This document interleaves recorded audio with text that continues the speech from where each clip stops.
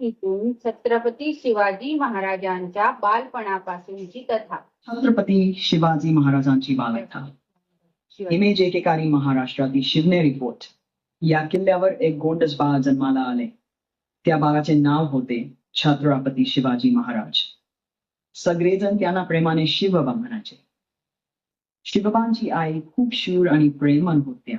त्या रोज शिवबाला रामायण, महाभारत आणि शूरवीरांच्या गोष्टी सांगायच्या. त्या गोष्टी ऐकून शिवबाच्या मनात धैर्य, न्याय आणि देशप्रेम वाढला. शिवबा लहानपणापासून खूप जिज्ञासू होता. ते डोंगर दर्यात फिरायचे, झाडांवर चढायचे आणि मित्रांसोबत खेळायचे. त्यांना घोडेस्वारी खूप आवडायची. छोट्या वयातच त्यांनी घोड्यावर बसणे आणि शस्त्रांचा सराव करणे शिकले. एकदा शिवबा आपल्या मित्रांसोबत खेळत होते. त्यांनी मातीचा एक किल्ला बांधला.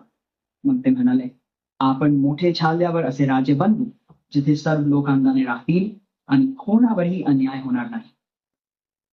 त्यांचे मित्रही आनंदाने म्हणाले, हो, आम्ही तुझ्यासोबत आहोत.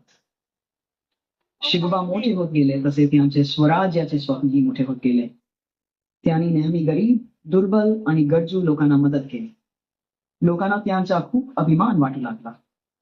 पुढे हे धाडसी आणि न्यायप्रिय शिवबा संपूर्ण महाराष्ट्राचे लाडके राजा बनले, छत्रपती शिवाजी महाराज.